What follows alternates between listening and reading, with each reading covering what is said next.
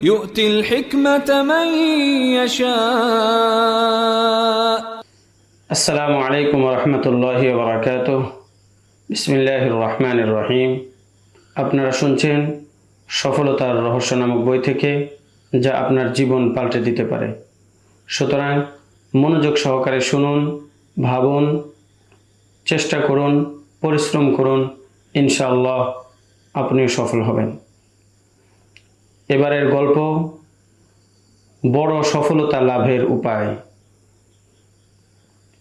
জনক ইংরেজ কবি বলেছেন, যদি কেউ মহান হতে চায় তাকে তখনও কাজে ব্যস্ত থাকা চাই যখন মানুষেরা থাকে ঘুমে নিদ্রায়। অর্থাৎ এমন মানুষ শুধু স্বাভাবিক সময়ে কাজ করেই ক্ষান্ত হয় না, বরং সে ওই সময়ও কাজে লিপ্ত থাকে যখন অন্যরা স্বীয় কাজ শেষে বিশ্রাম করে। এতে করে তার কাজের পরিমাণ হয় বেশি, ফলে তার লাভ হয় অন্যদের চেয়ে অধিক উন্নতি, অগ্রগতি। কারণ অধিক পরিশ্রমী যে বড় ও বেশি সফলতা অর্জিত হয়, এটাই সত্য ও বাস্তবতা।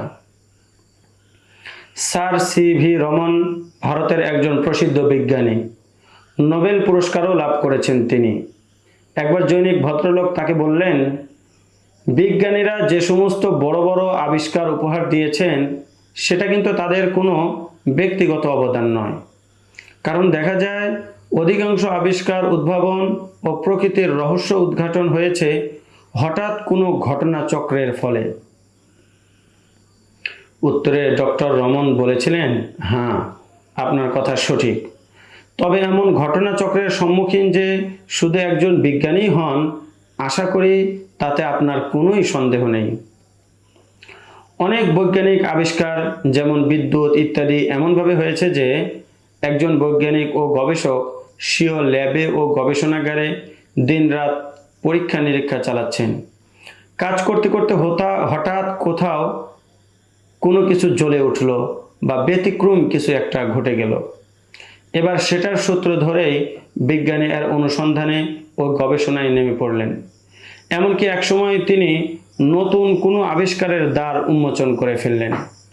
অর্থাৎ স্বাভাবিকভাবে কোনো নব উদ্ভাবন যদিও ঘটনাক্রমেই হয়ে থাকে, কিন্তু এই হঠাৎ ঘটনাচক্র কেবল ওই ব্যক্তির হাতেই ধরা দেয় যে ধারাবাহিক দিনরাত গবেষণা ও অনুসন্ধান কর্মে লিপ্ত থাকে।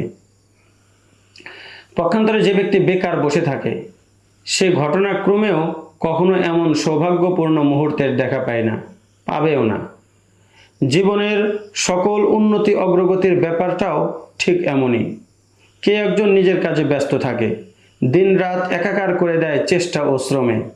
কাজ করতে করতে একদিন হঠাৎ কোনো সুযোগ তার সামনে আসে এবং সেই সুযোগের সঠিক ব্যবহার করে সে বড় কোনো সফলতা অর্জন করে নেয়।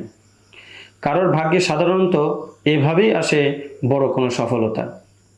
আর এই সুযোগটা কোনো পূর্ব বার্তা ছাড়াই হঠাৎ করেই আসে এবং হঠাৎই চলে যায়। এখন যে ব্যক্তি শুধু দিনের বেলায় কাজ করে কিন্তু রাতের বেলায় থাকে কর্মবিমুখ ও উদাসীন, সে কিছু সময় কাজ করে এবং অন্য সময় থাকে অলস ও কর্মহীন। হতে পারে রাতের আধারে এবং আলসেমির সময়ে সে সুযোগটা এলো এবং চলেও গেল, অথচ সে তা জানতেই পারল না এবং কোনো উপকৃত হতে পারল না। বড় ও বেশি সফলতা সর্বদা বেশি ও বড় চেষ্টা প্রচেষ্টা দ্বারাই অর্জিত হয়, এছাড়া অন্য কোনো পথে নয়। কথাটি মনে রাখা চাই।